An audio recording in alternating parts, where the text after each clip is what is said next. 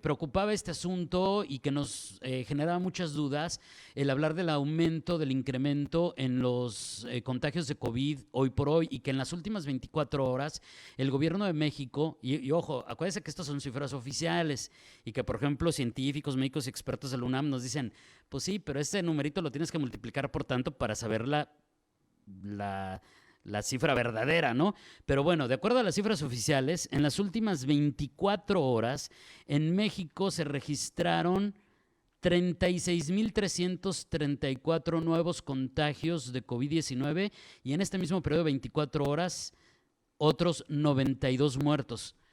La mayoría, más del 90%, dice la autoridad, son no vacunados.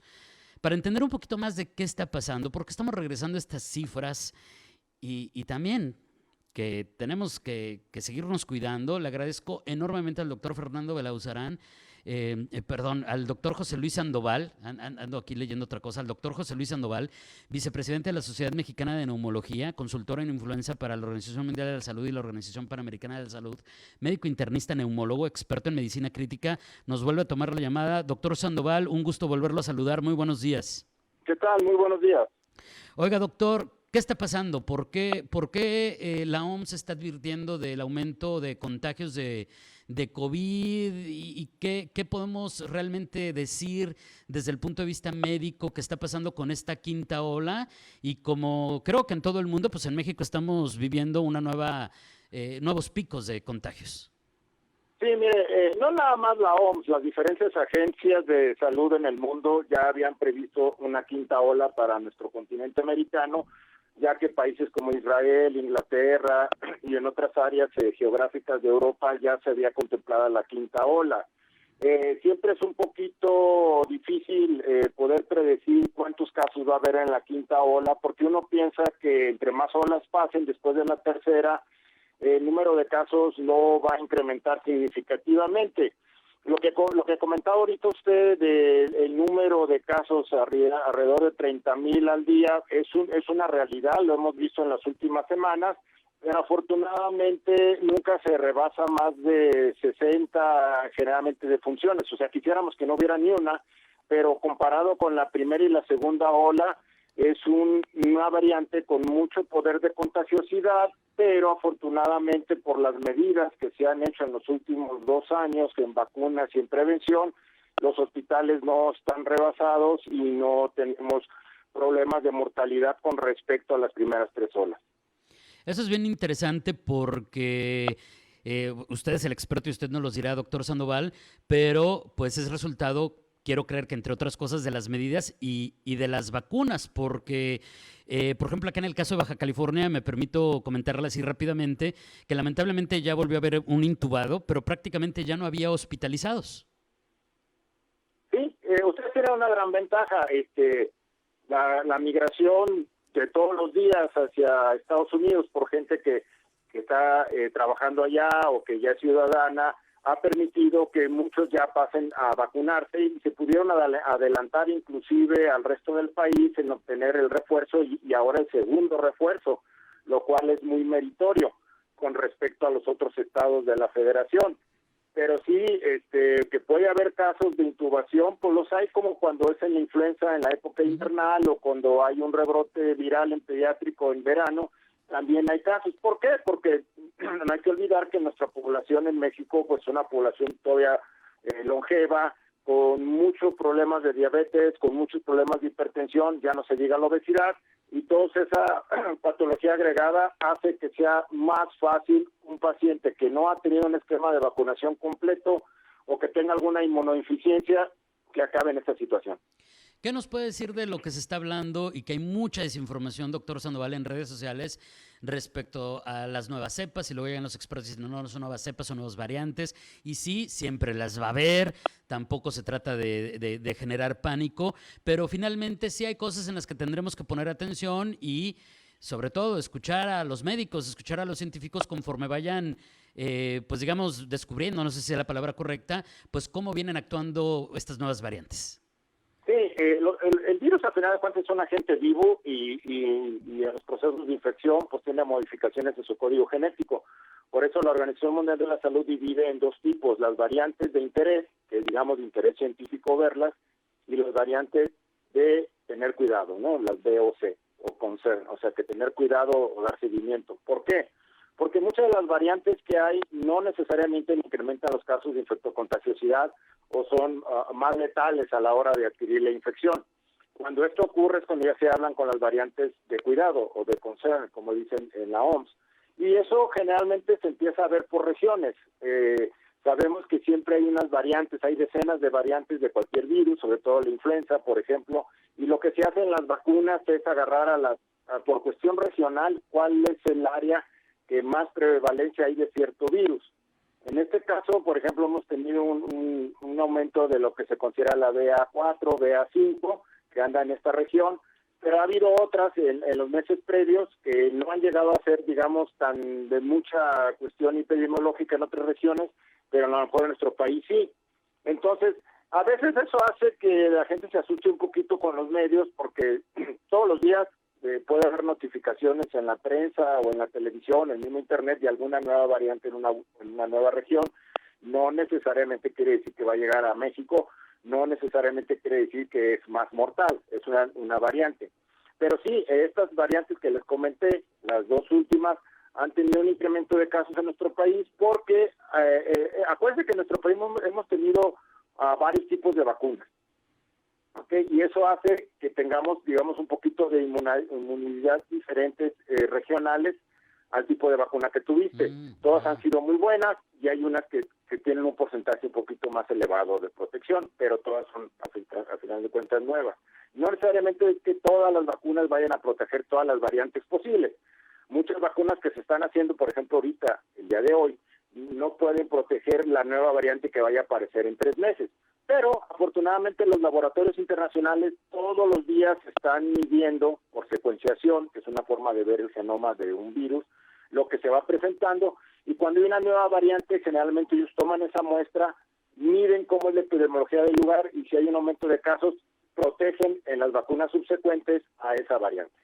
¿Cuál sería la recomendación a estas alturas, doctor, respecto a las vacunas? Porque también en ese asunto de repente hay confusión.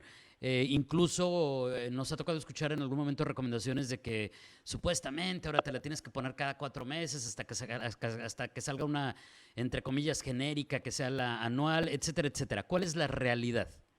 Mire, vamos a tener obviamente la genérica patria en unas semanas, en unos meses, y esa va a ser de adquisición más fácil que las otras. Pero en lo que pasa una realidad, la recomendación es que la gente tenga su esquema completo. Si es una persona adulta, obviamente ya debe tener sus 2 vacunas y el refuerzo. Si usted tiene patologías agregadas, aparte de la edad, pues ya necesitaría el segundo refuerzo. Y bueno, se están abriendo también en las áreas pediátricas y adolescentes para tener los esquemas de vacunación también, al menos en fase inicial.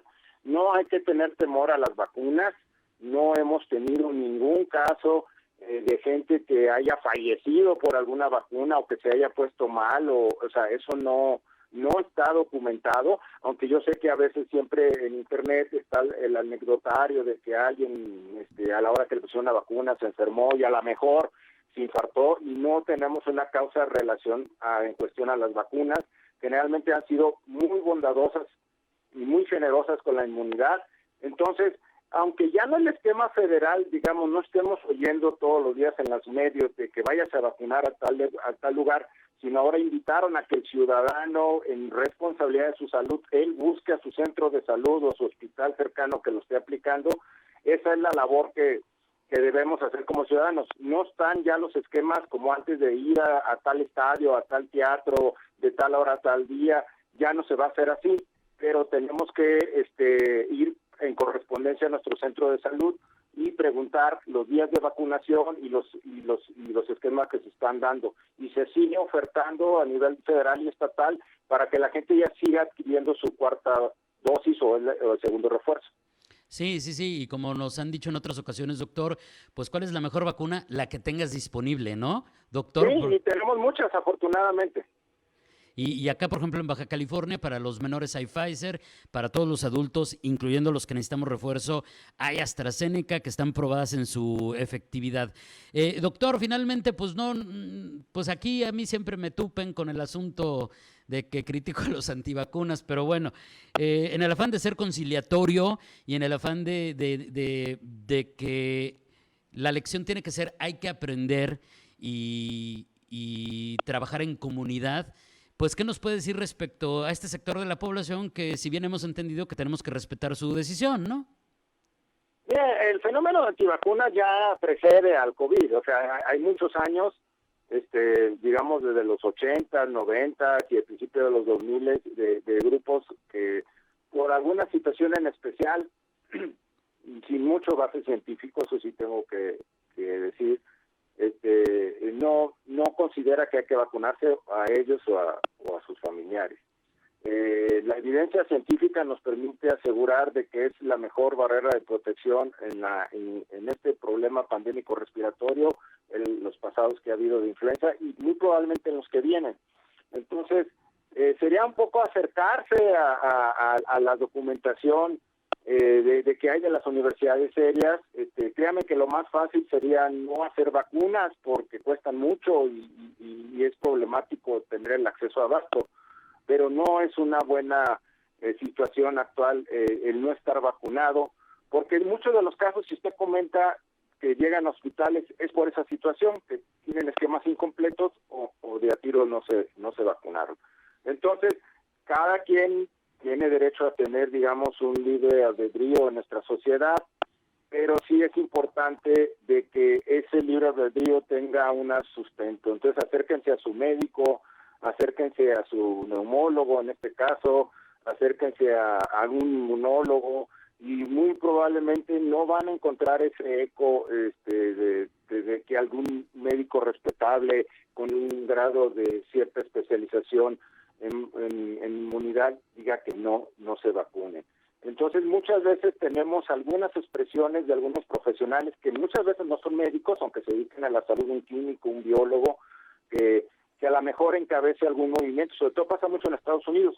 Pero afortunadamente en México, eso sí tengo que dar alegría de que no, el movimiento antivacunas en México, a diferencia de otros lugares como en Europa o en Estados Unidos, no es tan fuerte ni tiene tanta capacidad política como para generar opiniones encontradas como es en esas regiones. No quiere decir que no existan, pero por ejemplo no tenemos ningún diputado o gobernador antivacunas, ¿no? Como sí hay en otros áreas. Bueno, eso sí, doctor, tiene toda la razón. Ya se nos permite un respiro. Le agradezco enormemente, doctor Sandoval, este tiempo. ¿Algún mensaje final, algo con lo que pudiéramos cerrar esta plática a manera de conclusión para quienes nos ven y nos escuchan? Hay que seguir cuidándose, el uso del cubrebocas es una barrera primaria, el gel, la distancia.